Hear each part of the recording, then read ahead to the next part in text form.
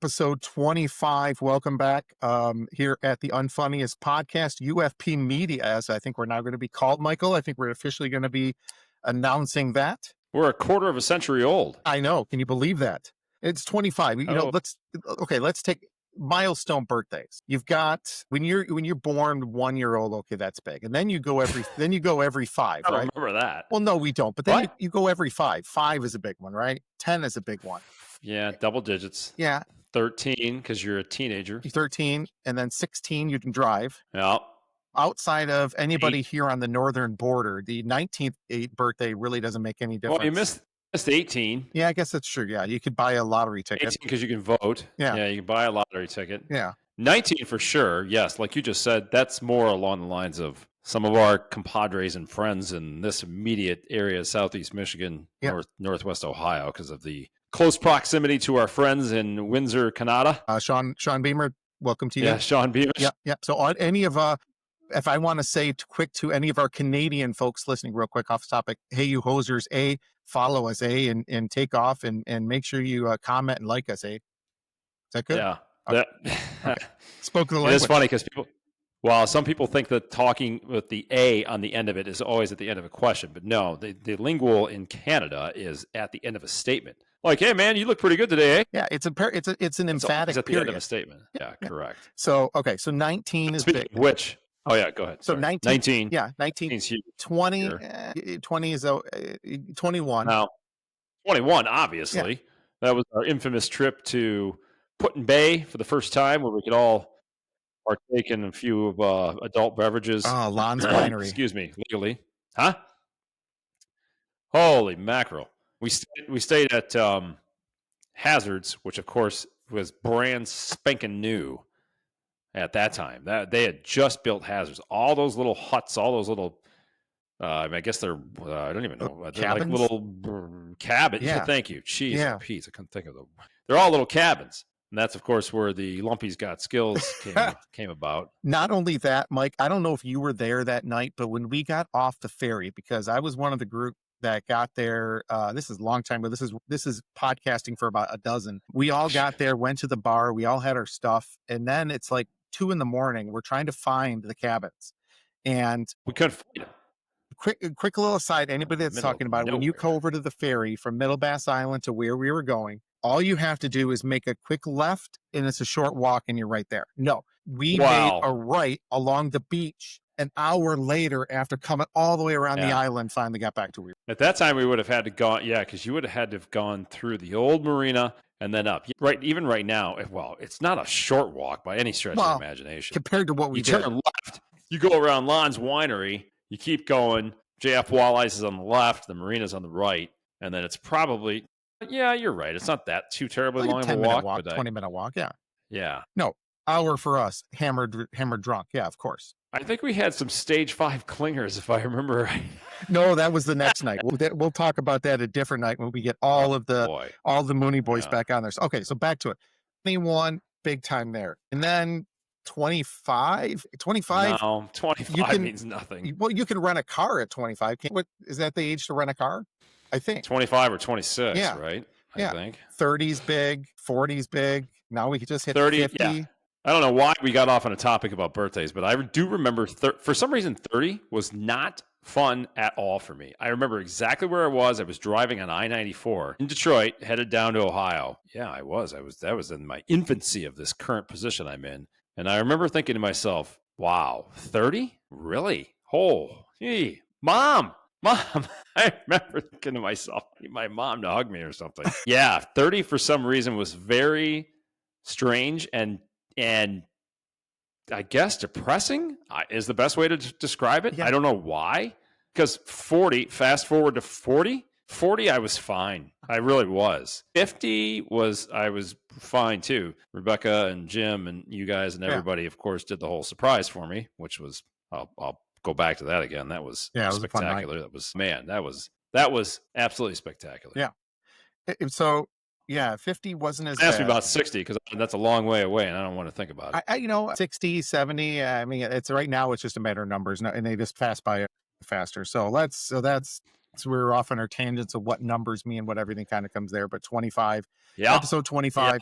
Thank you guys. Like, share, listen. We appreciate it. Tell all your friends. We're just as a quick announcement. I mean, we're doing some good numbers. We had over 15,000 views, and with all the comments and likes on TikTok and all the different platforms, YouTube. We really appreciate all of your support. Positive and negative. Yeah. You know what? It's been all positive this past week. So no one talked about us living in a basement. So, and this is an office. This is my office basement. That's what that is. So, wow. Yeah. I mean, listen, it is pretty cool to see.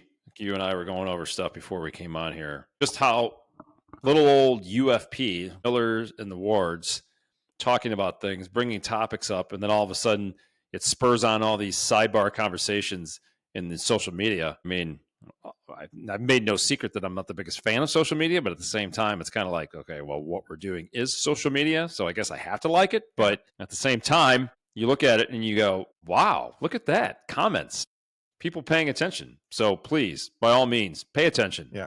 Interact with us. If you want to rip us to shreds, go ahead. Just like I said last week, the constructive criticism is very welcome. Tell us who our doppelgangers are, just like the guy told Jimmy who his doppelganger was. But oh, Lord have mercy. Mike, I want to share something with you first. I don't think I've mentioned this. I mentioned this guy on our last podcast, but there's been new official member added to the Miller household. No. Who is it? The suspense is killing me. And for those that are looking, this is now Karopi Miller. Karopi. Charlotte named him after one of the Hello Kitties. So what the hell is a Hello Kitty? Good question. But so a little background. It's a little cat. What in the name of sweet Jesus? A cat. Yeah, we got a cat now in the Miller household. Yeah, you're as bad as Danny. Danny's got a cat. So I want to go back real quick. We talked, I think I've mentioned it here, where my house is, and I wish I could show you, it's dark today, but my backyard, I don't have backyard neighbors, and we kind of butt up to a spillway. It's kind of like a nature preserve kind of behind us. He lives in a van down by the river. Right, don't let him fool you, people. Exactly. My van down by the river's there. But we've been now here for what, 5, 6, 7, 8 years we'll be here. Actually, as of this week, I think 8 years, yeah. 2018, no we came in here. So, or no, 7 years, sorry. So one of the things that's really cool, being that this is kind of an open area, there's the spillway, that's nature area, and it's all protected. Yes. People are idiots, and people love to dump animals in this area. There is some type of underground comments with all of these animals that are like, by the way, if you ever have any issues, go to the Miller household. They'll take care of you. So since we moved here, we have had a rooster named Harold that came into our backyard. I'll show pictures of this up on social media. Harold, we got one of Kathy's patients. Kathy is a hygienist. They own a farm up in the Columbus area, just north of Richmond. They took Harold, and he lived there for about 4 years, protected the hens. Harold was such a mean SOB. He took down a hawk, and he took down a owl that were trying to get at and to kill all the birds until he started getting nasty, and then he became a Sunday dinner. We had a pigeon with a hole in its chest. We brought it to a vet. They fixed the hole up, sent it out, and he was back fine. We had now you sound like Rebecca Ward. We had a pit bull puppy came into our backyard. One of the most loving dogs you'll ever meet. Beautiful dog. One of our neighbors they adopted it and still has the dog today. We've had pit bull. Yeah. Beautiful, awesome dog. Wow. We've had muskrats in our backyard. We have had beavers in our backyard. We have had deer in our backyard. We have had beaver, everything in our backyard. And so now this kitten came to our backyard. We thought was a kitten, came to our backyard, and we said, great. All right, let's just try to get it together. We'll try to get it healthy. We'll find out its owner because it seems really good and get it kicked out of the house. Nobody said anything. No one's taking claim of this animal. So we brought it to the vet. We're like, let's get some shots with it just to make sure it's okay. We thought it was a 1 or 2 year old female cat.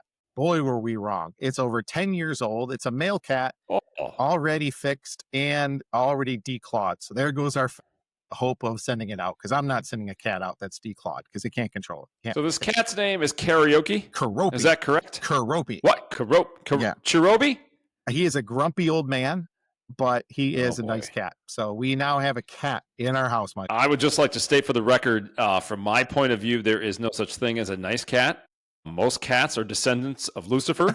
They carry on Satan's commands.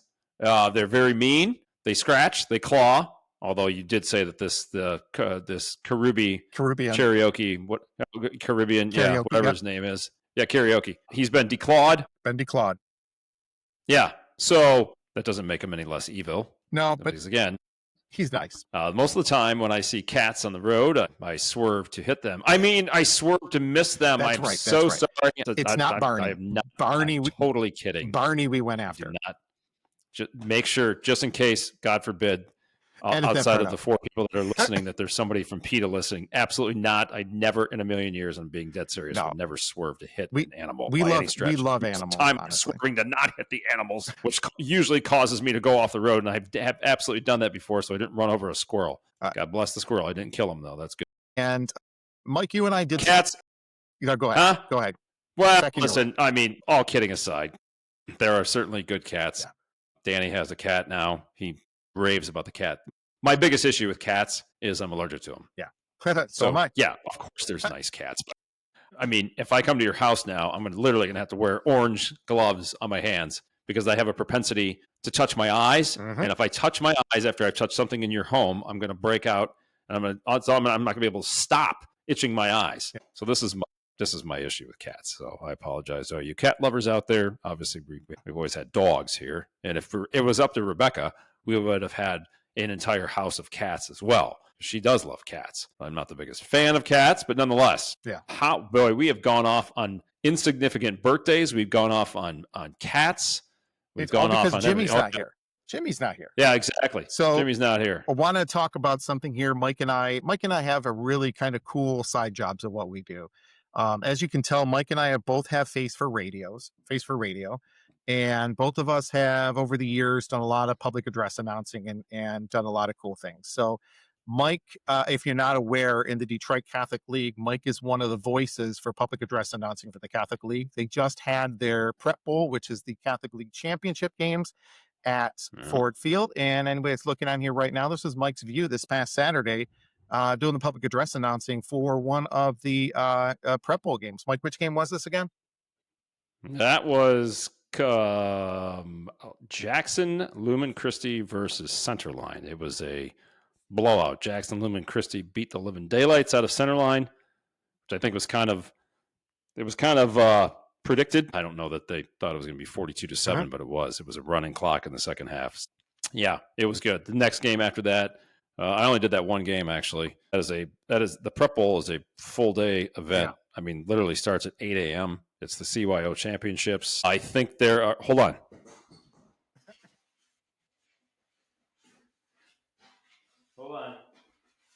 Dag nabbit. Mike's bringing up stuff. Well, no.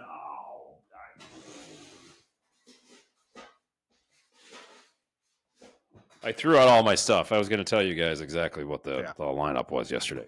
So there's Mike's skin there. Tell them about what you're doing. So what my thing you can see here, I was over at Oakland University. I am one of the the backup PA announcers for their sports on campus. And I just did my second women's soccer game. They played the IU Indianapolis or IU Indy Jaguars, and they had a 2-2 tie.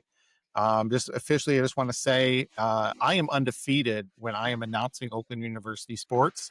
1-0-1 now. Of course, it's a great record. Congratulations to I think they're now undefeated in about 6 or 7 games. The Oakland University Golden Grizzly ladies soccer team, and appreciate them letting me come out. And as an aside of what we're doing, and hey, if you guys have, if you got any bar mitzvahs, you got events, Mike and I here available, and we can do a comedy routine, we can do whatever you want. But no, we love doing public. There's far more available to me as yes. Unfortunately, I guess with my real job, it does obviously take quite a bit of time, as we indicated last week, why we weren't actually able to do the podcast the week before. I took full responsibility for my ineptitude. Yeah, here, just a quick rundown, and just in case anybody wants to know, because there is actually, it was very well attended yesterday. The Prep Bowl at Ford Field was, I mean, when I say there was a couple thousand people there was definitely that many. I mean, when you're in a stadium that holds 60,000 people, it doesn't necessarily look like it, but it was definitely well attended. Yeah, the gates opened at 7:15. The 9 a.m. game was Everest Academy, Our Lady of Sorrows versus Notre Dame Marist Holy Family. The 10:45 game, Divine Child, Holy Family versus Our Lady of Good Counsel, St. Lawrence. I don't even know where some of these schools are at. Let's see. Yeah, the 1:30 game was Centerline versus Jackson Lumen Christi. Real quick, why was the Centerline yeah. playing in the Listen, that's a really good question. So, without going into a lot of detail, apparently there's been some changes in the last few years Mhm. that it's no longer just Catholic League schools. So that game was actually considered a showcase game. and the King Central game Line, too, which I'm is assuming? obviously yeah, exactly. Yeah. So the 1:30 game and the 7:30 game, which was Martin Luther King versus Detroit Catholic Central, Mhm. that was also a showcase game. The Cardinal Division Championship game, which was, of course, the CHSL, was Father Gabriel Richard versus Cabrini. That was also a blowout. It was 28-0 or 28-7. Mhm. I actually ended up leaving. I was actually I was pretty tired. Yeah. So, but shout out to the Catholic League, the CHSL, Yeah. and all of its directors. Mike McAndrews, of course, was there the entire day. He got there at 8 o'clock, and he probably didn't leave till 10:30 last night. So I'm sure he's probably still sleeping at 7:45 on a Sunday night. So he had to be on the field for quite a bit of the award ceremonies. So the other thing that they do, again, this is just a quick recap. So they have the Scholastic All Catholic presentations for both the classes of 2026, 27, and 28. They had the Educator Awards, which I do believe there was, at least 200 teachers that they honored. Yeah, it was incredible. I mean, again, it's pretty amazing if you take a step back and look at exactly at how much production this actually entails, the preparation that the Catholic League goes through to put all this on. And of course, now they have the Toledo parochial schools that are also involved in this. None of them made it to any of these Yeah. games, but they're still part of it. So this is quite a large, and I don't think people realize that the Detroit Catholic High School League is the largest Catholic sports league in the country. Yeah. So yeah, shout out to them. Shout out to all the sponsors that help put this on. The Knights of Columbus, excuse me, that is also a sponsor of the Prep Bowl. They're the main sponsor of the CYO divisions, the youth, or the eighth graders, basically, Mhm. seventh and eighth graders, I guess you would call them. So, but yeah, no, it was cool. It was a great day. It was a long day, but it was a great day. Absolutely. That's the best part. And the Catholic League is we've been a part of it shoot, now 36 years, whatever, since we were freshman year in high school, and to see how everything comes through full circle to the point we are now, it's kind of amazing. Not that we're being we're much for giving free promotion, but one of the sponsors. This tells you about the Ohio Sports League, the Catholic League in Ohio. So BSN Sports was actually one of the sponsors yesterday too. So yeah, so it was good. It was pretty cool. That's awesome. So So if anybody heard a familiar voice yesterday, it might have been me. one of the other cool things I was involved in, and I'm just kind of mentioned now, is a part with a group from some of my folks from church, and they got a part of it. There's a group called sportscaster.com. And what it really is what they're trying to do. Jeff Sloan, the owner, he kind of founded it and really happy to be a part of it this year. He's trying to get the microphone in kids' hands from middle school to high school to college, getting them in front of the camera, getting them used to doing it, getting them reporting. So the past 2 years, what they've done is a high school game of the week. They set 9 week. We spent 9 weeks this year, going to different locations. We saw some of the top teams in the state. We saw some good games. We saw some blowouts, kind of everything back and forth, but got to see a lot of the Metro Detroit area and some good football. And really, the amount of kids that are doing some of these things, some of them are doing play by play. And this is all broadcasted on 760 WJR each Friday night. Really kind of amazing. And if you ever get a chance, I'll put it up here too, sportscaster.com. Really, and this is not just for kids, it's for anybody that really wants to try to do something with sports, try to get involved with it. Mhm. They've got a great app and it's kind of cool there. And I put this out in our social media, but I'm a little biased. I think that there was one of the most incredible kids announcers who kind of was working through a lot of that. Give me a second while I bring this up because I think she did an And amazing job on her first interview. Mike, you can give an some up and coming tips here. sports broadcaster in the making for sure. Absolutely. So let's bring this out here and play this. Share your screen, Miller. And here we go.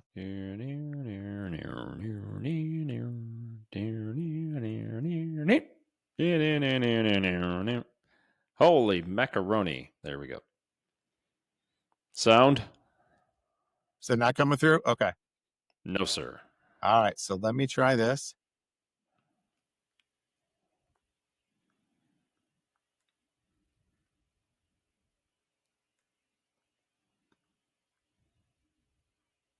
Absolutely love it. I love hearing the band. I love. So why do you like All right, can you hear it now?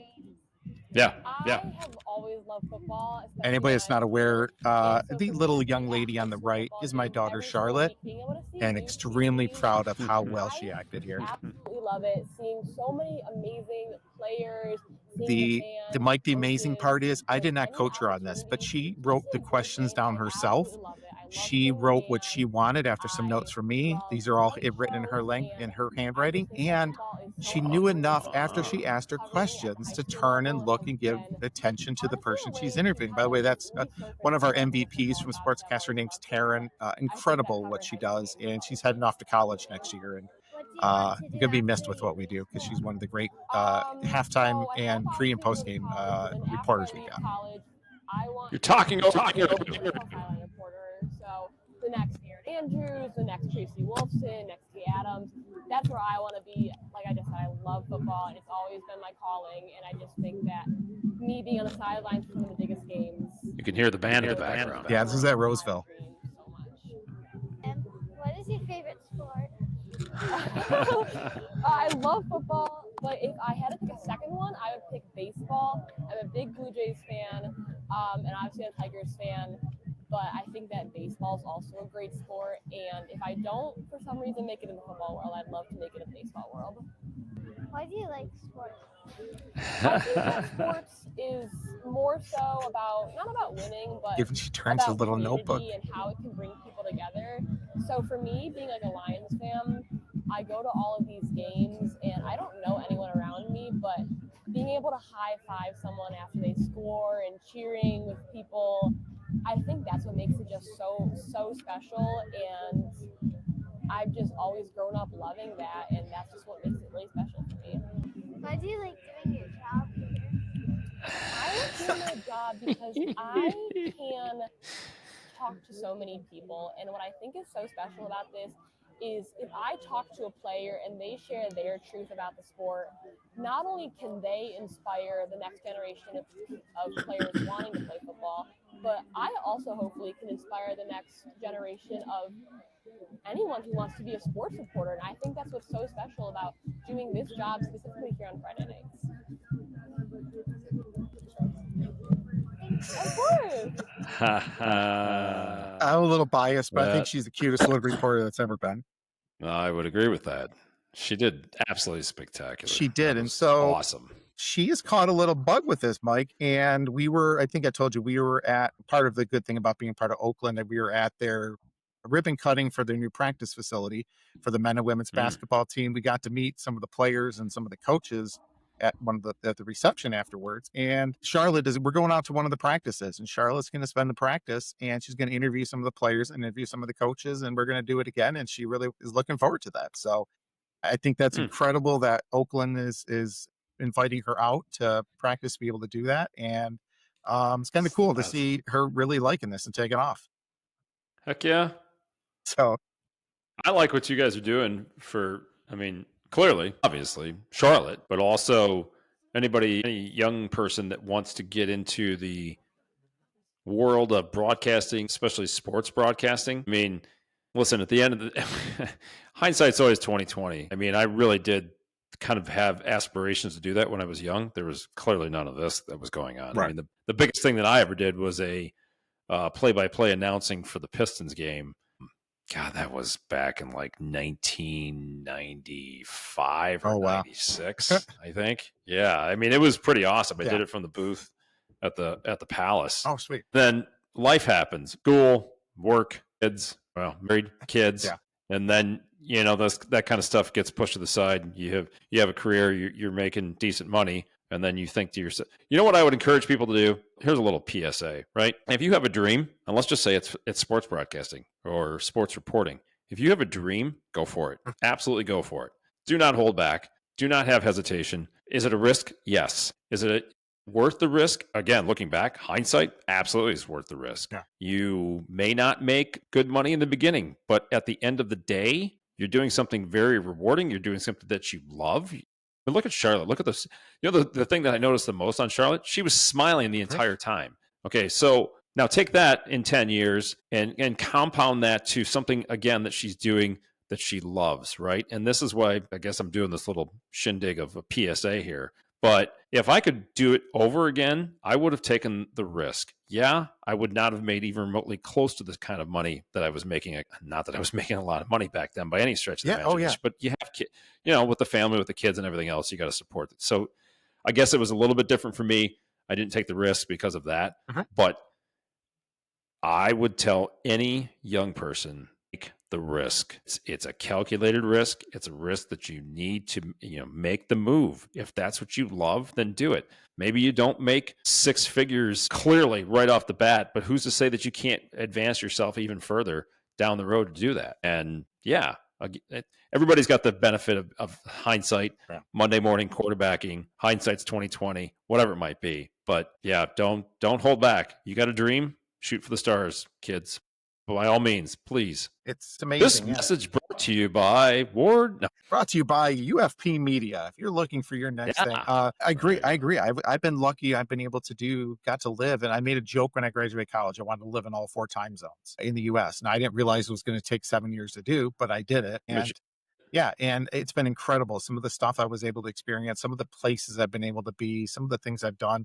I've done radio broadcasting. I did a little TV broadcasting and on a little cable access for Texas. I've done a lot of other different things there too. So yeah, it's even to the point of where I was able to do a lot of those things. It's still it's all calculated with everything you got to do. Yeah, I mean, everything I've just said, thoroughly believe, but I also don't have regrets either. No. I mean, that's the other thing that you don't want to do. You don't want to have regrets. No.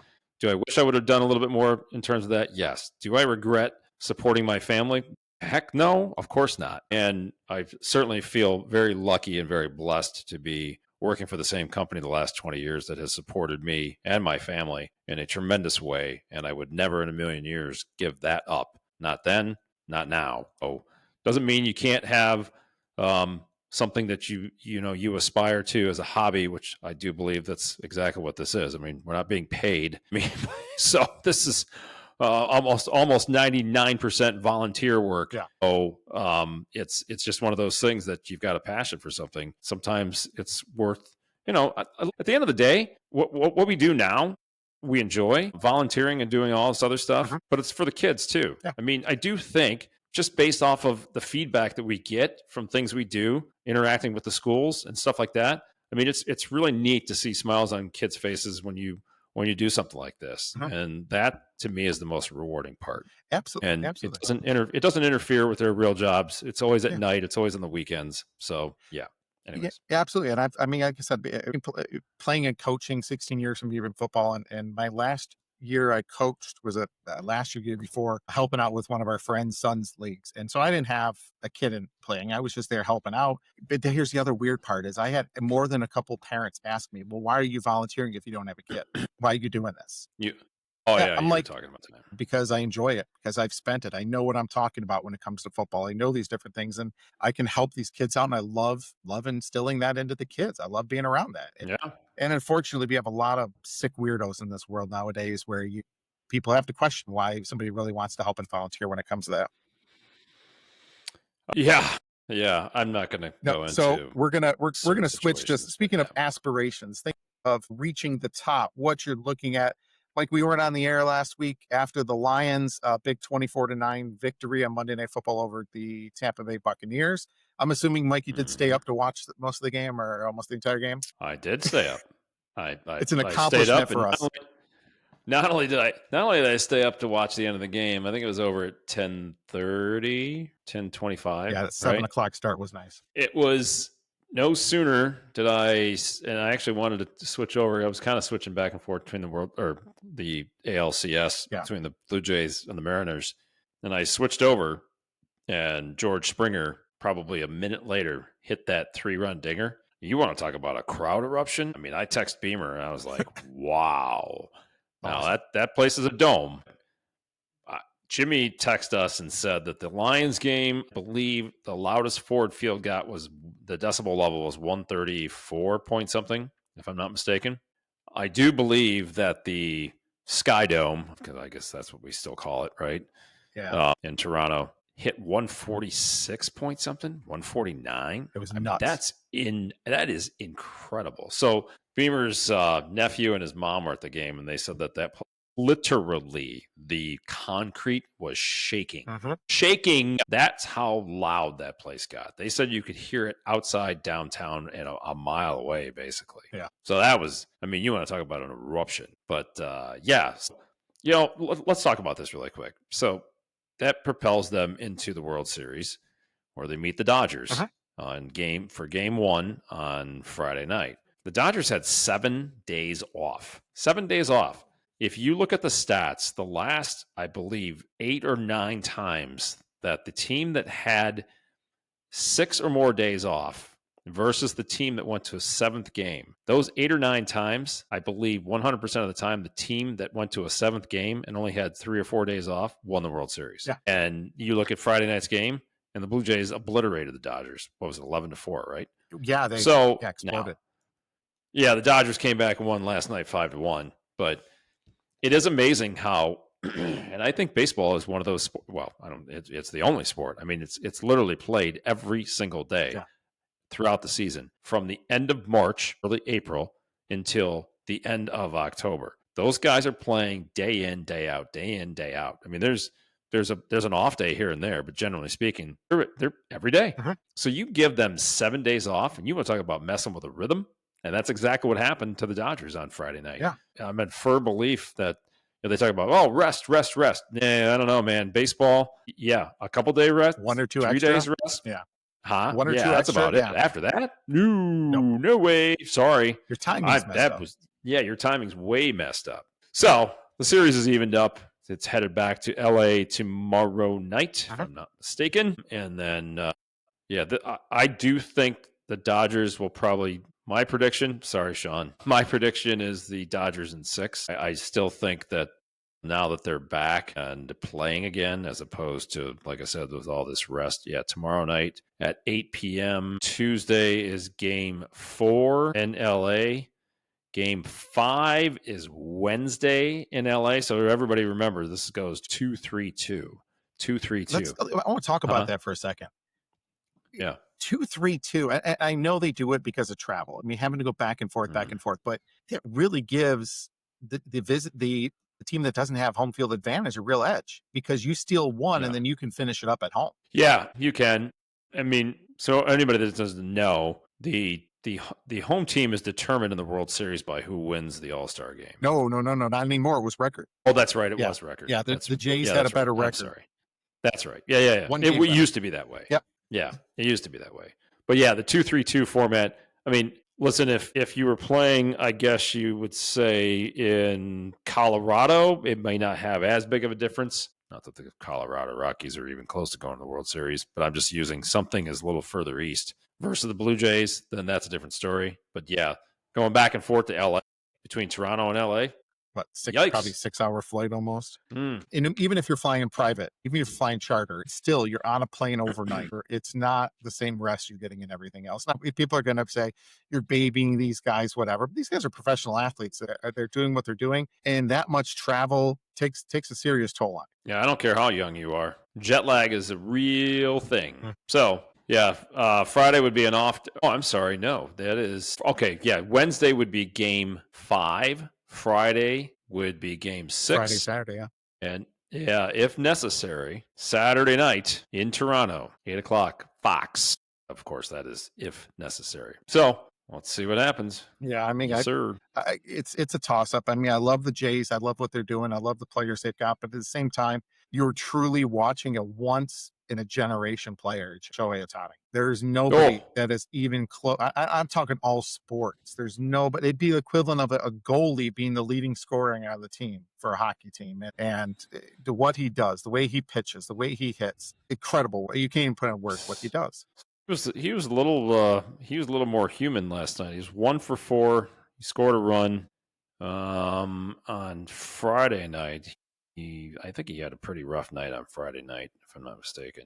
Shohei was 1 for 4, He did have a home run. That's right. Mhm. 2 RBI. But yeah, I agree with you. We're watching a once in a lifetime young man in Shohei Ohtani Mhm.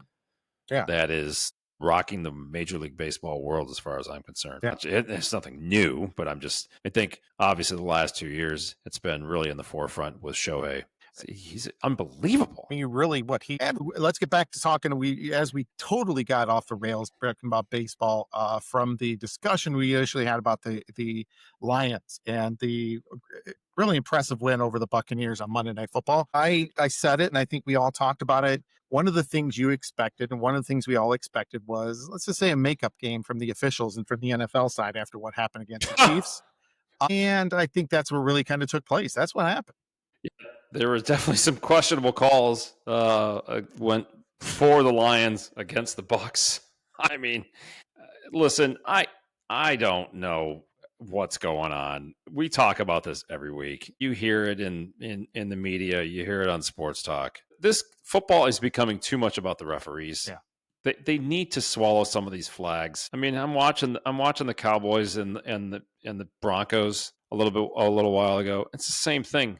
Like 3 or 4 straight plays flags. Mhm. Like, come I was thinking on. that same thing. I sound like a stupid broken record, but for the love of Pete, let's swallow some of these flags. You can throw a flag on every play, but why? I mean, and some of them are ridiculous. Mhm. So anyways, yeah, back to the Lions game. Yeah, there was definitely some questionable calls.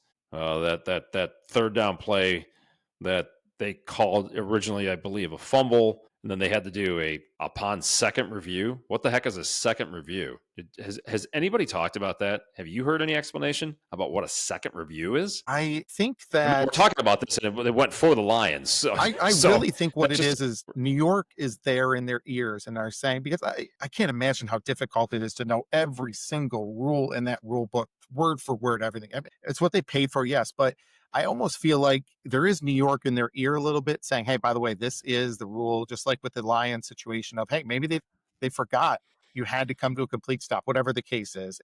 I Yeah. think that, hey, there's little reminders. It's not for one team or for another. It just gets magnified when you're on a Monday Night Football or a Sunday night, you're a Chiefs or you're a Lions. It's going to get magnified just because there's more eyes on that game. Sure. And they want to get it Well, right. and I mean, to the Lions' credit, they came out guns a blazing, and that game probably should have been 21-0 at the half easily. But in typical Baker Mayfield fashion, and this is why we've talked about it here on UFP, that Baker is. I could think he continues to be the leading candidate for MVP. They deferred to the second half. He came out in the second half. They go down, they get a touchdown, and you could feel a little bit of the tension in that stadium because again, the Lions kind of shot themselves in the foot at the end of the second half or at the end of the half. Yeah. Bucks get the ball. Baker goes down, gets them to score. I think they went for 2, missed it. And then, and honestly, I think what happened was I think Baker got fed up with the referees. I think they started to get into his head. He started missing open receivers. He started overthrowing people.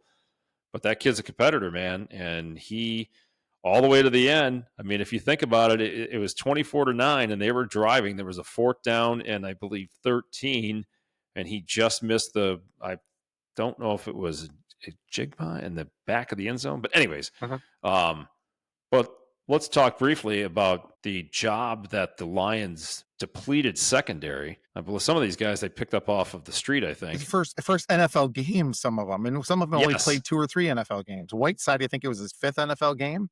Yeah. Dude, that was pretty doggone impressive. I mean, they played for, again, some of their, look at this. Breaking news. Do you have any of the breaking news? I do not have that, but Yeah. So, breaking news out of ESPN.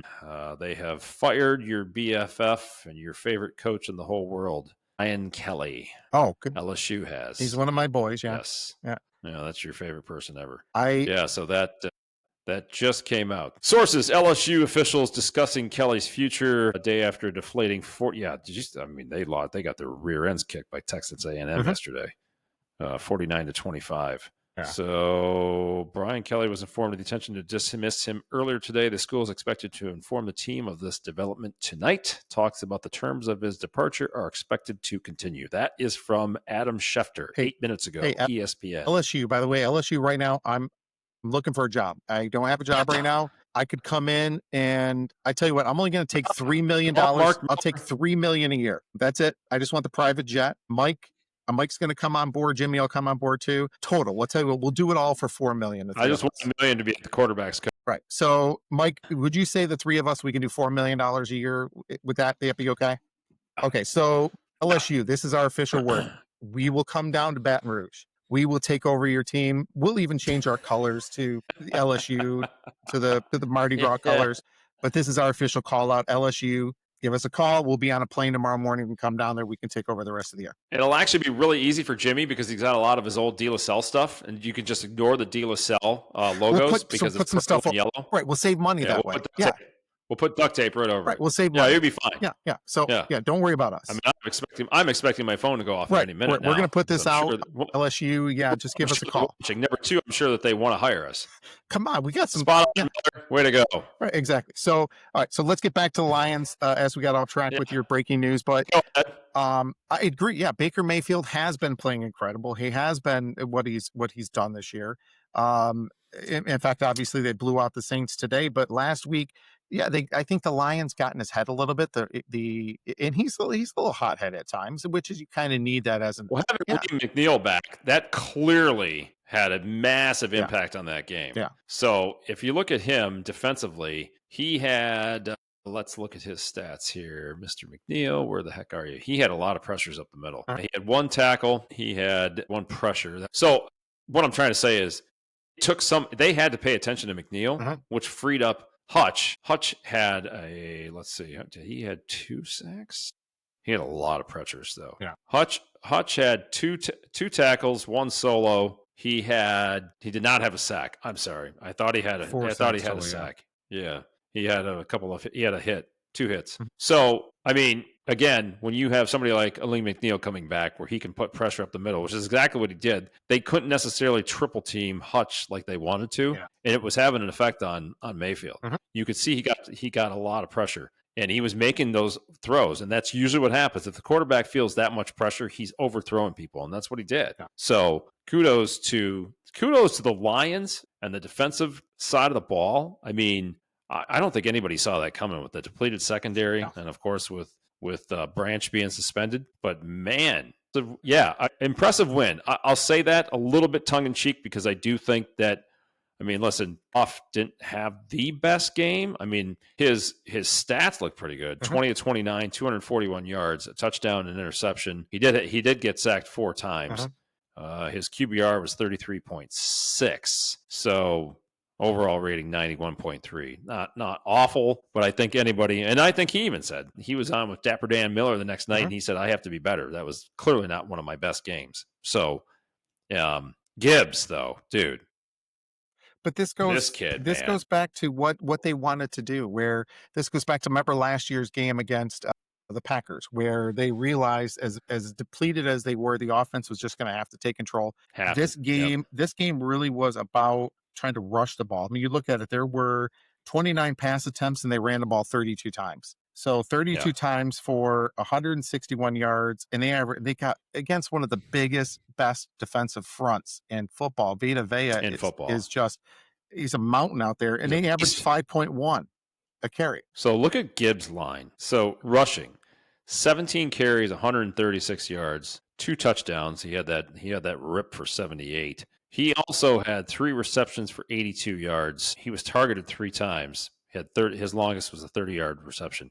That dude, he is quickly, I don't even know if I want to say becoming, he already is one of the premier all-around players in the NFL right now.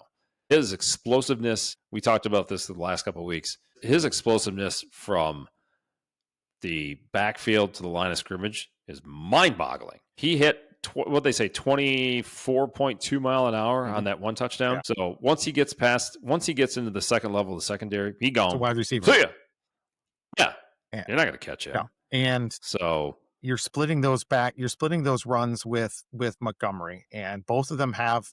Right now, both of them, when one scores a touchdown, if Gibbs scores a touchdown, the first person off the bench is Montgomery. And when Montgomery scores a touchdown, the first person off the bench is Gibbs. And I think they're competitive. They both want the ball. They both think that they should be up. But at the same time, you play off of each other. One is going to be that more ground and pound in Montgomery around the goal line, and your other one's going to be your home run back. And honestly, both of them can be home run backs the way that those two can run. And you're doing the job of a good running back, but because you got two of them, it's going to last, and you're not putting that much wear and tear on each one.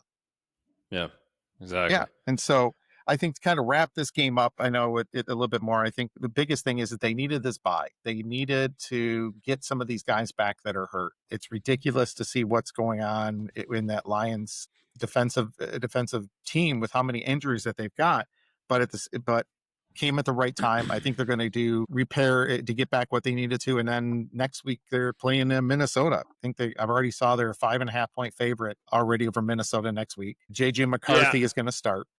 If you look at the bye this year as compared to last year, I think last year they had a week 4 or 5, right?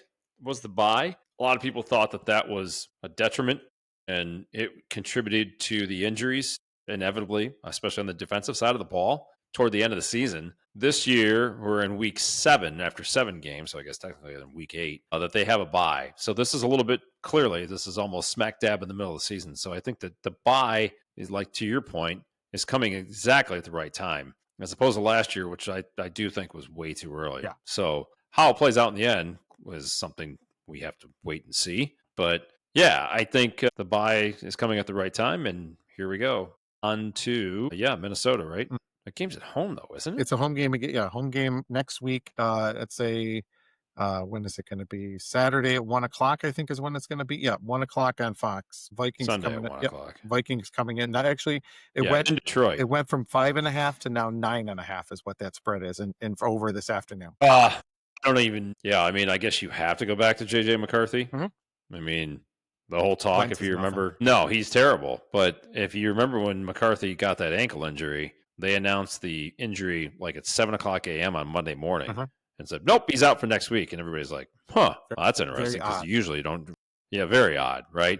It appeared on the public side of things that they were using the injury as a reason to bench him and to go to Wentz. Now, because Wentz has been so awful, and if JJ is ready to go, that's like, well, go with the rookie. I mean, the Vikings right now are on the precipice of letting the season slip away at 3-4.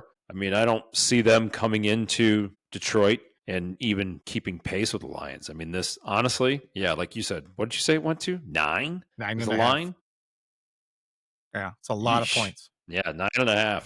Yeah, that's going to be a tough game for the Vikings. So, hey, the good news is we'll be able to talk about it next Sunday night. Yeah. We don't have to stay up. And we're not recapping a game the following week or staying up late and Miller trying to convince me to get on the stupid broadcast at 10:30 at night. I'm like, are you out of your mind? No, I'm not getting on the broadcast at 10:30. So, Mike, we'll do a quick recap of the games this week, but I want to say I have my player of the week. Yes, Rigoberto Sanchez. The Rigoberto Sanchez Memorial Award. And he was a player for a long time, defensive back.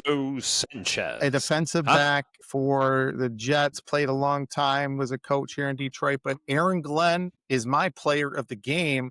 Or let's just give it to Breece Hall as well for the running back for the Jets, who threw a touchdown pass at the end of that game to secure a 39-38 victory over the Cincinnati Bengals. Win of the season for our friend Aaron Glenn, and who I'm blown away. 23 points in the fourth quarter for the Jets. When I don't think they had 23 points in the last 4 games combined. But they went crazy. They got their first win for Aaron Glenn. Dude, I can't believe that Cincinnati let up 23 points in the fourth quarter. Whatever. I mean, she's OP. Yeah, Justin Fields, 21-32, 244 yards, 1 touchdown, no sacks. QBR 66.9, overall rating of 99. Yeah, I mean, I saw that score in the third quarter, and I was just like, all right. They're right there, read them off. Yeah, 0-8. I Yeah. mean, again, I guess I was going to call for the. So yeah, it was 24-13 at the half. It was 31-3 at the end of the third. At the end of the third quarter, 31-16 Yep. at the end of the third quarter. And to your point, 15. the Yeah. Jets scored 23 points in the fourth quarter in an NFL game. 3 touchdowns. I mean, yeah, that's the Cincinnati folks are not going to be happy about that one at all. Now we'll talk about my other embattled coach, Mike McDaniels. How in the world did They blew out Miami come out 34-10? And Kirk Cousins was playing because Penix was hurt. Yeah, Penix was hurt, and in Atlanta? All Kirk Cousins did was go 21-31, 173, no touchdowns, no picks, and sacked one time. It just nothing. They couldn't move the ball. And I think either Kirk Cousins is over being there. I think Kirk Cousins is just done. But Tua, I mean, even Tua wasn't that big. 205 passing yards and 4 Yeah, 20-26. Yeah. Yeah, 4 touchdowns. All right, hold on. Where does this Tutty thing come from? Tutty is a touchdown. Oh my God. No, I'm not calling a touchdown a tutty. I've heard you guys say that the past however long, and I'm like, are we calling touchdowns tutties? No. If you want to call them tutties, go ahead. I refuse to give in to this crap. And 4 touchdowns. Acronyms. Yeah, touchdowns. TDs. Yeah, tutty. Okay. Tutty. I feel like you're saying a tutty bear. All right, so we're going to bring up our next. By the way, I just want to give as a sincere shout out to the fans of Cleveland. And I think we've now become one of Cleveland's favorite podcasts with all of our clips. We've had a lot of clips lately, and I want to say there's a lot of interaction with Cleveland fans. Thank you guys. Yeah. Mike is a legitimate fan of the Cleveland Browns and all of Cleveland sports. And the Browns have always been my number 2 team behind the Lions. Mike's brought me to a couple Browns games and we really enjoy it. But there's only one way to say this, Mike, and I don't have my bleep button here. They got their asses handed to them today. They got their beeps handed to them today. Browns, anything. What the? Stefanski, you moron. I don't understand what in the you're doing. Dude. They had a chance of MVP at Gillette Stadium today for Drake May. Drake May. What was his stats? Listen, I'm just looking up his stats. I'll tell you in 2 seconds here. He was 18-24, 282, 3 touchdowns and interception. Sacked 6 times? Yeah, well, okay. So Myles Garrett had 5 sacks. 5. That's correct. 5 sacks. 5 times. 5 times. Drake May's QBR was 67.4, overall rating 135.8. Pretty doggone good. The defense, as usual, was keeping the Brownies in the game through the first half. It was 9-7 going into the locker room at the half. Uh-huh. The Patriots scored 21 points in the third quarter. They got a safety in the fourth quarter. Browns did get a touchdown in the fourth quarter, Dylan Gabriel, to make it 32-13. They missed the 2-point conversion. I mean, Gabriel was not good. 21-35, 156. He did have 2 touchdowns. He also had 2 interceptions, only 1 sack. QBR 18.8, overall rating 65.9. I mean, he's a rookie, so it's hard to get on him. It really is. He's been put into a situation that I probably didn't want to be in. I'm sure as a football player and as a competitor, he wants to play. But at the same time, you are in a situation as a no-win situation. I'm sure that they're going to be calling. I'm sure the fans are going to be calling for Shador. Shador hasn't even taken any first-team reps. He wasn't even dressed. However long. I don't think he was dressed today either. He wasn't even thinking. Yeah, I don't even think he was dressed. No. So you can call for Shador all you want. It ain't happening. Yeah, but hold on. Let's real quick. So, yes, Myles Garrett had 6 tackles, 5 sacks, 5 tackles for losses. He had 5 hits. I mean, the man is an absolute machine. But it begs the question, and I don't think we've actually talked about this, but for those of you that don't know, Myles Garrett asked for a trade after the Super Bowl last year. He said he wanted out. He wanted to play for a competitor. He wanted to play meaningful games. He felt that the direction of the Cleveland Browns was not the direction that he was aligned with. And who could blame him? He is a phenomenal football player that wants to play. He wants to play for Super Bowls, right?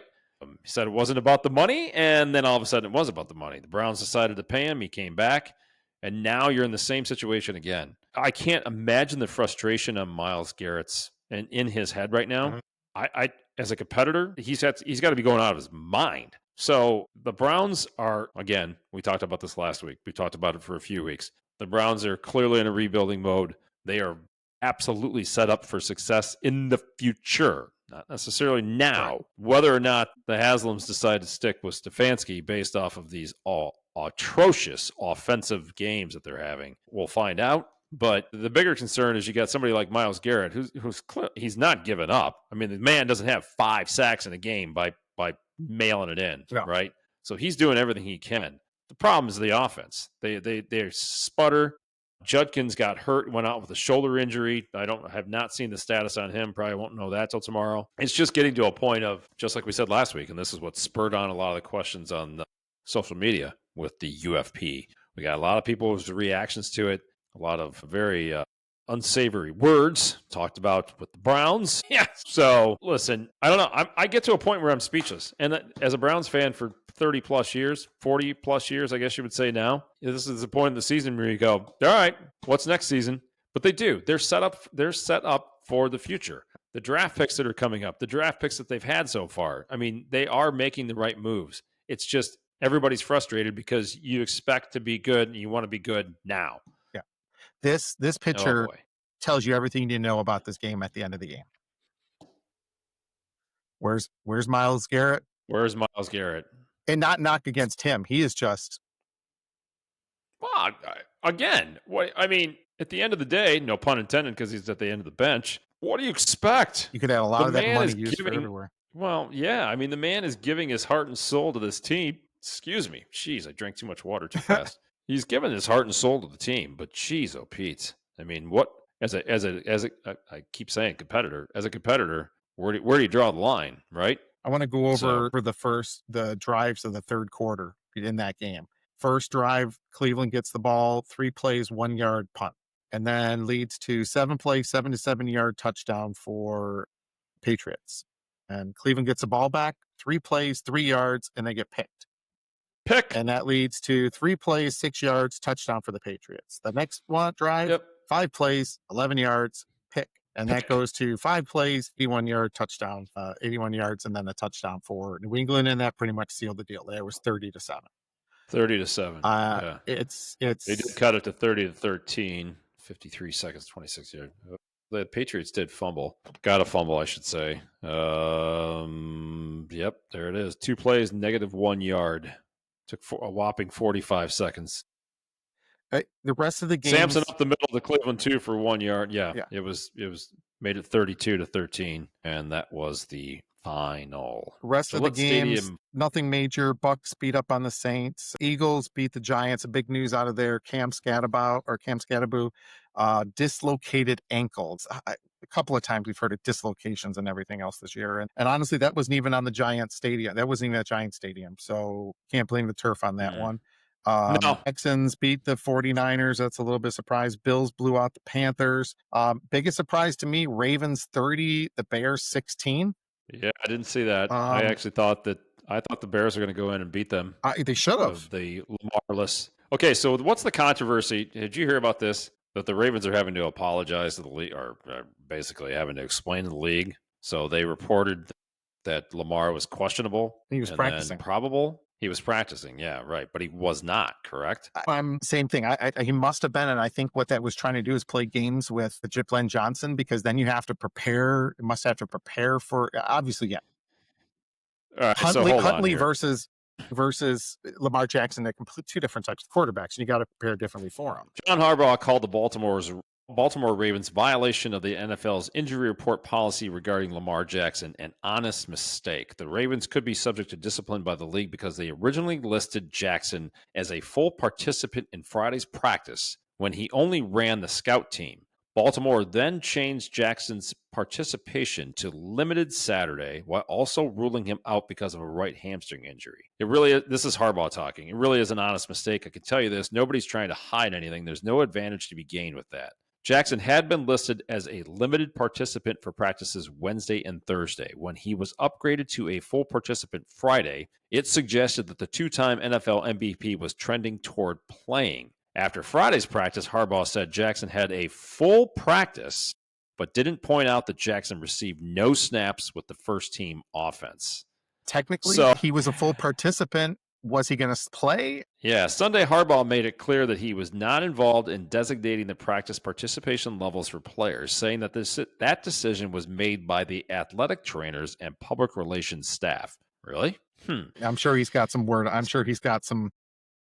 So just for clarification, this is the NFL injury report policy, and it states, and I quote, participation on the scout team, no matter how extensive, by a player whose normal repetitions would be with the starter, but for his medical condition, would not alter the player's proper designation as limited participation. Bears coach Ben Johnson wouldn't say how much the Ravens' revision of Jackson's practice participation status affected Sunday's game. Interesting. So, yeah, I mean, here we go. Lots and lots of drama as usual. So anyways, but yeah, that was a surprise because I thought, I mean, listen, the Ravens of the last 2 weeks have been blown out. So I really thought the Bears were going to go in. I mean, not blow them out, but I thought that the Bears would take advantage of all of this. Yeah. And that did not happen. Let's last game we're going to talk about is our Indianapolis Colts. I think we're on that bandwagon. Man. Daniel Jones, 21-29, 272. 3 touchdowns, 0 picks, sack 3 times. And what can you say? Listen, that's more than pedestrian. So I talk about Baker Mayfield as the leading candidate, which I'm still sticking with Baker as the leading candidate for MVP right now. You could make comeback player of the year. You could make a serious comeback player of the year and Jiminy Christmas. I mean, right on the heels of Baker, really, for NFL MVP. I know, I'm sure I'm going to get ripped for that comment, but at the same time, they're 5-1. What are they? They're 5-1. 7-1. Excuse me. I'm sorry. Yes, 7-1. Yeah, you threw me off there. Yeah. I mean, and they're blowing teams out. I mean, these games aren't close. So today was 38-14. Last week was 33-8. The week before was obviously close. That was 29-28 against the Broncos. The week prior, 41-20 over the Titans in Tennessee. The Rams did beat them in LA 27-20. They destroyed the Raiders at home 40-6. They beat the Cardinals at home 31-27. Beat up on the Chargers in LA 38-24.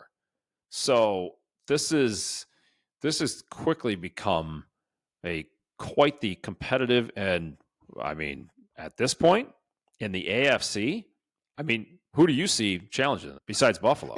Well, and Kansas City. Yeah, it's going to be interesting. It will time. I mean, but 7-1 is 7-1. I don't care who you're playing. You're playing the NFL teams. Exactly. Yeah. So you've got Indy, you've got Buffalo, and you got and Kansas City right now in the AFC because the Chiefs are clearly on the right track. And you knew that was going to happen with Andy Reid at the helm and Patrick Mahomes. So, yeah, by the way, somebody made a comment in one of those when we were talking about Patrick Mahomes and throwing sidearms. So someone, again, we enjoy all of your comments. Please bring them on. But they told me that, have I ever watched a shortstop?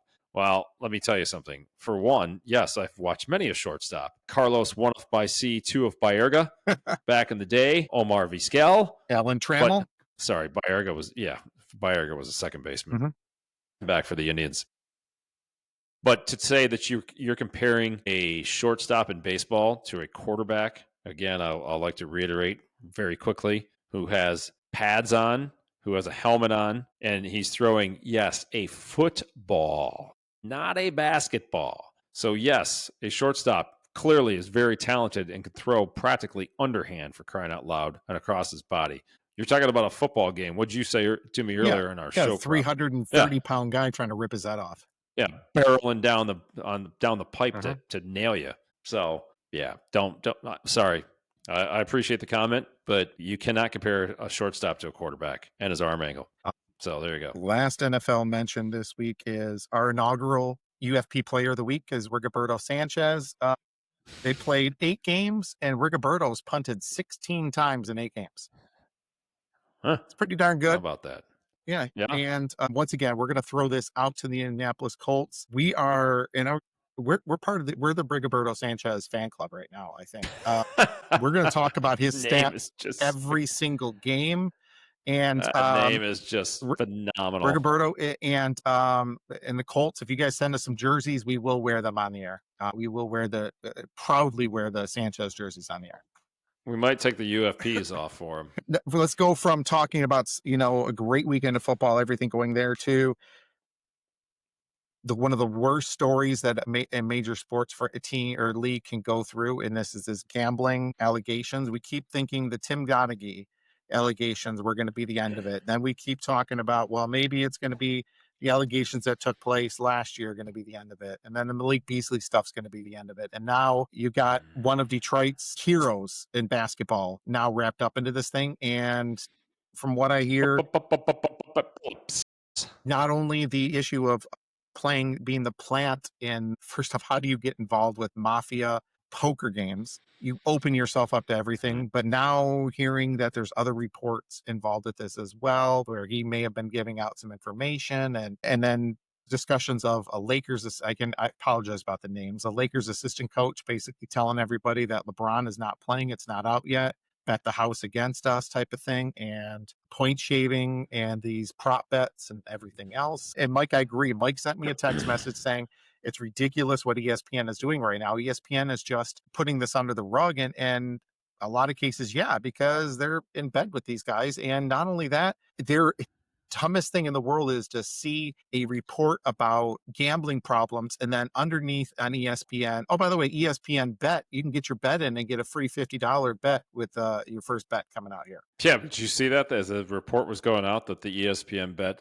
logo icon disappeared? Yeah. Did you hear about that that morning, on Thursday morning? Yeah. Listen, I'm still flabbergasted by this whole thing. It's very hard for me to relate to, appreciate anything to do with gambling and all these bets, and especially somebody who's made $90 million, meaning Chauncey Billups, $90 million over the course of his career between playing, and this was just an estimate, between playing and being a coach in the NBA. Yeah. What in the world are you? Again, it's hard to put yourself in the shoes of these guys. I just don't understand. This is the most interesting thing. So it says on March 23rd, 2023, a player, an NBA player, left the game in New Orleans after playing just 10 minutes. His team said the player, Terry Rozier, was experiencing foot discomfort. Discomforting to federal prosecutors, Mr. Rozier's departure was a key moment in an insider trading scheme. Before the game, they allege Mr. Rozier had informed his childhood friend, Nero Laster, that he'd be exiting the game early so that Mr. Laster and others could bet hundreds of thousands of dollars on his underperformance for the Charlotte Hornets. On Thursday morning, Mr. Rozier was arrested in Orlando, charged with wire fraud and money laundering conspiracy. He was one of dozens of people, of course, as we said, including Chauncey Billups, head coach of the Portland Trail Blazers, named in 2 indictments. Now, when you have Kash Patel, who's the director of the NBA, the FBI, and the allegations that are coming down from the FBI, dude, Chauncey's in a lot of trouble, man. And honestly, he's in a lot of trouble. You know, Kash Patel can be a polarizing person. Let's even take any politics out. The FBI is what the FBI is. They're not going to do they're not going to do anything unless they've got it in solid that this is there. The wiretaps, everything else around there. It is just ridiculous to see what these guys open themselves up to. What happens? It really can. I mean, let's just listen to. Okay, so we'll just take a couple minutes and go through some of the language that's being used, some of the charges that are being assessed. The charges span the worlds of professional sports, mafia families, and online betting, pairing traditional. It's almost like this is a movie.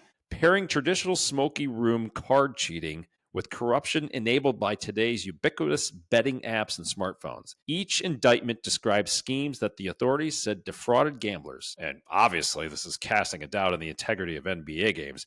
This is where I get frustrated with some of the talking heads on ESPN, and they're downplaying this. Like, this isn't a big deal. Like, whatever. What are they supposed to do? No. So this is Cash Patel. This is the insider trading saga for the NBA. Yeah. He was flanked inside the office packed by Jessica Tisch, New York Police Commissioner Joseph Nocella Jr., the U.S. Attorney for the Eastern District of New York, and officials from other agencies. I mean, I just, again, it's so hard. I don't understand.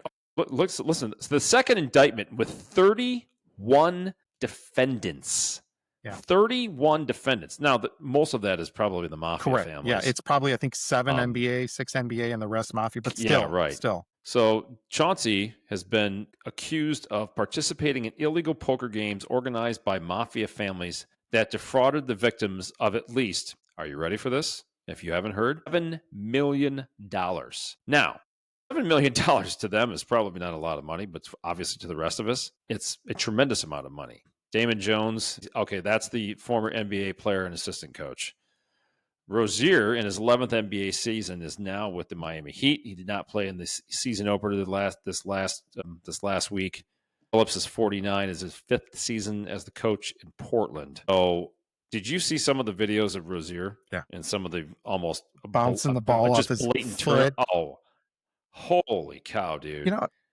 You know, I heard on somebody was bringing this up this past week that you can solve a lot of these problems. I mean, it's all these prop bets, right? You would know better than I would because I just don't participate in it. But somebody was talking about just get rid of the unders. Just get rid of the unders. It'll solve so many problems. Well, yeah, because it's hard. It's the over is clearly much harder to achieve than the under. And when you have these under bets, it's very easy. Maybe not for somebody that's LeBron James is making hundreds of millions of dollars every year, but some of these guys that aren't making a lot of money, it's easy for them to get kind of, I guess, tagged into that, like sucked into it of, okay, look, you can bet the under. This is easy to pull off. Well, right? Yeah, and that's in the NBA. Think about I was just while you were talking too. I'm just trying to think about let's go the different sports and prop bets. Let's just take NFL for instance. Running back yards. Are they going to get more or less than, let's say, 50 yards? Okay, there's a lot of concerns on that. And you have to do that. But baseball, is the guy going to get a home run? Well, they're going to try to get a home run every time. And you say no, and you're purposely trying to strike out. How many pitches? I mean, granted, now where Emmanuel Clase got into problems is the first pitch going to be a ball or a strike? That's what I keep hearing, is that was his problem, where he was one of the most precise strike throwers, but yet every time he came into the ninth inning, it was a ball way out of the strike zone each time. Opened himself up for a lot of things there.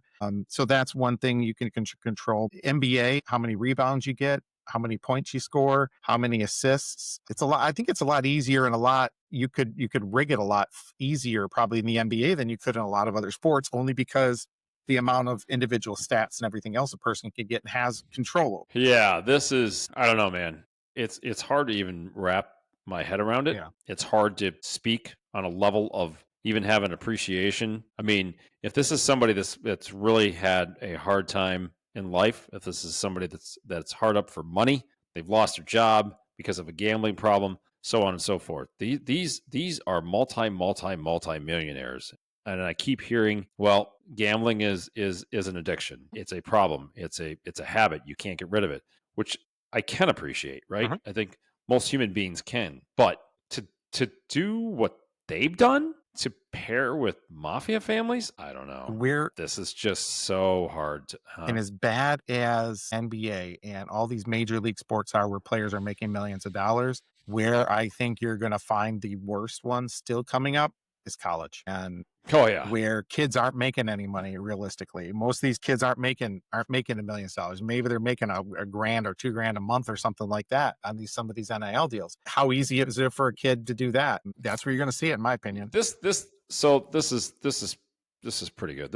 All of this is actually coming from the New York Times. So I'm kind of perusing through different bullet points. This is pretty good. I like this. With the rise of prop betting, information about individual players' availability has become particularly valuable. The defendants were accused of knowing when certain players would be sitting out or leaving games early, allowing them to set up the fraudulent bets. Along with the March 2023 game when Mr. Rozier was a starting guard for the Charlotte Hornets, prosecutors pointed to instances when the individuals were said to have traded on such information to secure profits in the hundreds of thousands of dollars. Mhm. In February of 2023, Mr. Jones was acting as an unofficial assistant coach for the Los Angeles Lakers. Now, this is really the interesting one Yeah. here. Before one game on February 9th between the Lakers and the Milwaukee Bucks, the prosecutors said Mr. Jones sent a text message to a co-conspirator writing, quote, "Get a big bet in Milwaukee tonight before the information is out!" Exclamation point.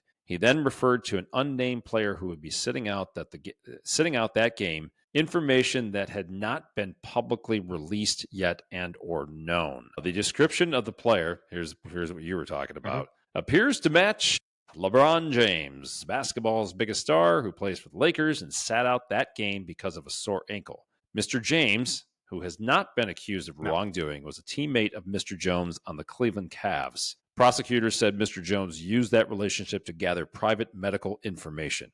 And okay, here's the difference too. Boy. How unsmart, I'll just say that. I'm not gonna call him dumb, whatever, with the text message he sent versus you. Let's just say I'm an NBA player and I just pick up the phone, we're talking, it's like, yeah, LeBron's not playing tonight, he's doing his ankles hurt. And then you turn around and say, oh, wait a minute, this hasn't been announced, LeBron. Okay, I'm gonna put some money on that game. That there's a big difference to me between the two, and somebody saying bet the farm because LeBron, the player's not playing. It's big difference. Yeah, I mean, I don't know that we want to get into the poker games. Let's talk about that later at a different ink, because that is crazy. The glasses, everything Crazy else. is not the word for Yeah. it. Again, I don't play poker. I don't gamble. I don't do any of that. But I was watching a thing. I believe it was on Friday, or maybe it was even last night.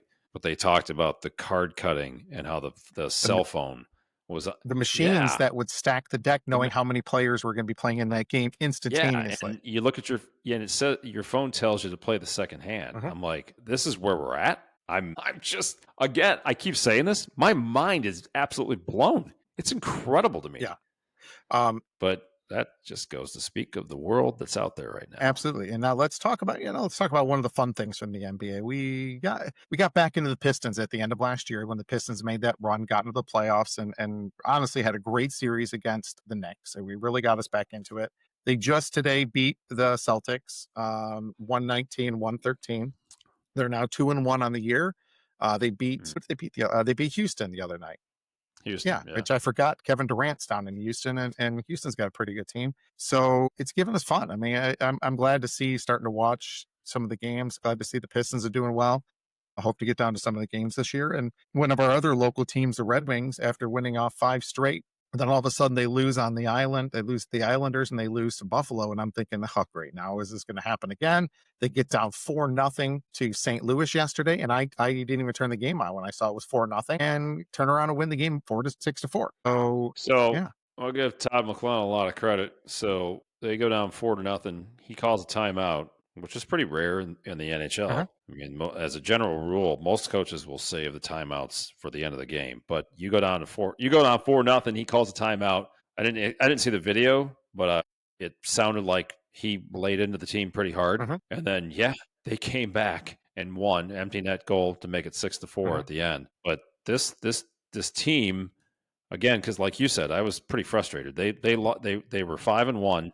Lost 2 games, were uncompetitive in both games to drop to 5-3. They go down 4-0. I'm watching it on my phone last night as I was watching Michigan State. That's a whole other story. Yeah. And I'm just thinking to myself, dude, what the heck? Is this going to be this kind of roller coaster season? And it may very well be, but to their credit and to Todd McClellan's credit, calls a timeout, come back, win the game. So the Cat finally scored. You see that wrist shot from the just beyond the blue line? That was at the top of the circle, I guess, basically. But yeah, so he's on the scoreboard, which is great.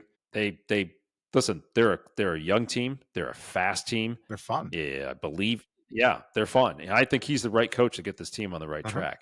And I like what he said today. He talked in the post-game interview last night. He said, it's hard for us to really find out where we're at, but we need to stop this roller coaster ride, and we need to find our true identity. And he said, I do believe that we are closer to that post 4-0 deficit than we are the pre 4-0 deficit where they fell behind by 4 goals. So this is going to be a fun team to watch. I can't tell you how bad I want them to make the playoffs, because I'm obviously a big fan of Yzerman, and I want the detractors to be shut up, but time will tell. Well, I'm just looking at their stats. Larkin leading the team with 13 points, 6 goals, 7 assists. DeBrinket 1-7 for 8 points. But then you got Finney, that rookie, 4-4. He's got Dude. 8 points in 9 games. I like that kid, man.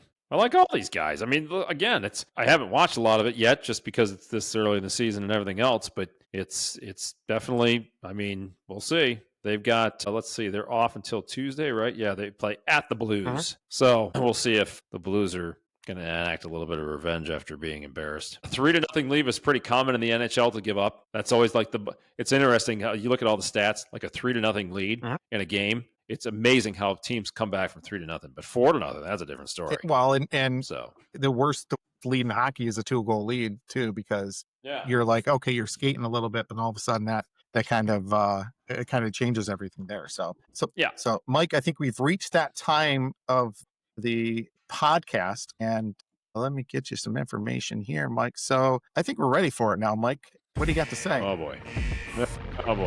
It's time for everyone's favorite segment, Mike's Rant of the Week. And now, here is Mike with his rant. Well, I think everyone is well aware of my how much I do not like this propensity of everyone going to AI. I feel like it's what's the word I'm looking for? Lazy. People are getting more and more lazy, whatever. So my rant this week is going to go along with the very similar lines of this. So I saw a video, and I'm not going to even share it because it's very frustrating to me to watch, and I think you guys have all seen these robots that deliver drinks and food to people. Is this where we're going in society? I mean, not only is social media ruining human-to-human interaction, I guess the sacred grounds of going to a restaurant and actually interacting with a wait staff that comes to you. Now we're going to have robots that deliver food and drinks. And the one that sent me off the edge was the other day, I saw a video of a drone picking up drinks at a bar and delivering the drinks to the person 30 feet away. Seriously? We're to that point. We need drones to deliver drinks. And then I read some of the comments. Well, thank God you don't have to pay a tip to a stupid drone. Again, is this where we're going in society? We're going to we're going away from cash for one. Now social media has taken away human-to-human interaction. Excuse me. Now we're getting to a point where even you go to a restaurant, you can't even talk to a human being to get your food. God forbid you have to pay that person a tip. I mean, really? Are we that cheap? So not only are we that stupid, we're that cheap. But yes, and Mark, I know you're a fan of the AI segment, but I do not agree whatsoever with drones and robots being part of the wait staff at bars and restaurants. I'm sorry. No one's going to convince me that it's legitimate and it's needed. You know, it's funny you mentioned that. Last time I was down on Notre Dame's campus down in South Bend, there are these little, almost look like little coolers, these carts, these little robots, these little 4-wheel vehicles, and you get your Chick-fil-A, you get whatever else, they throw it in there and it drives on campus to wherever it needs to go and drop that food off. It's the weirdest thing. To me, I'm staring at it and all these kids are just like, it's just normal. I don't know how I feel about a lot of that stuff. Now, AI, the ChatGPT, for some of the stuff has become pretty cool. Now, the deep fake stuff is ridiculous. You look at even some of the stuff we've done, putting our logo on things, it's what it is. But my boss has really told me, he's like, use AI, and he explained how to use it. He's like, it's different, and I never looked at it differently than using a search engine. I thought it was just a simple search engine, like, hey, what schools are doing this? Versus I could type in and say, what schools are doing this, this, and this, and it deep dives and tells me everything. And I didn't realize half the stuff it'll tell you. And a lot of the schools are also teaching kids and not shying away from the AI. They're teaching kids how do you use AI on a daily basis to really help your schoolwork, and not to cheat, but more to, hey, here's some different things to look at. And when you use it for good versus using it for the bad stuff, I definitely see it, but it's a slippery slope, and it's a scary thought. Yeah, slippery slope is understating. Yeah. I mean, we're getting to a point of when you can't decipher what's real and what's not, that's dangerous. I'll just call it for what it is. Yeah. It's dangerous. The Terminator movie might have been a little more predictive of the future than we all thought. I'm not trying to be a doomsdayer here, but I mean, come on, man. I mean, I've already read articles about the music industry as being That's scary.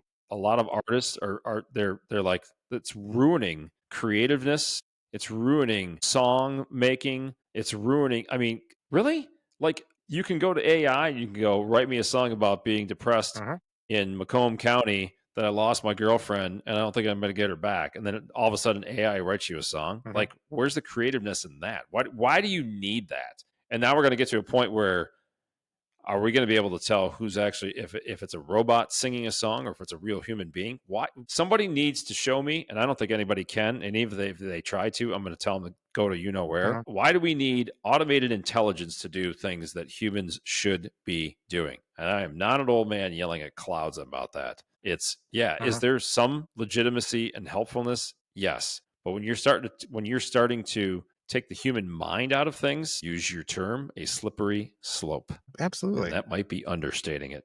And we'll go over one day, the one thing that are the best part of AI. Give me a second here. Let me see if I can show this to you. Like, I don't even pay attention to the, like, if I'm flipping through the Facebook stuff and you click on a comment, I don't even look at the stupid thing at the top that tries to give me a summarization of what the comments are.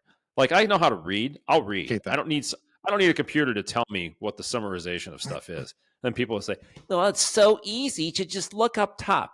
No, scroll. Jiminy Christmas. Yeah. There's two things I want to show you that if you get bored, look up Stephen Hawking's AI videos. Those are the greatest things. Boy. It is. Oh my God. It's hilarious. Let's see if this one here, we'll edit this out if it doesn't come through. And here, we don't need audio for these.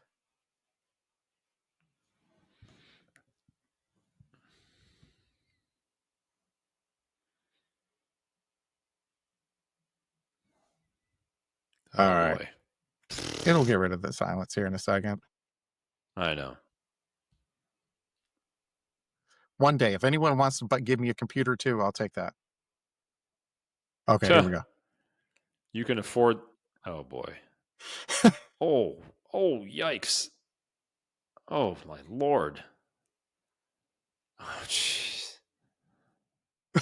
Well, I mean, okay, that obviously looks. Oh my God. Well, these look fake. So, but some of the stuff. Good Lord. Oh boy.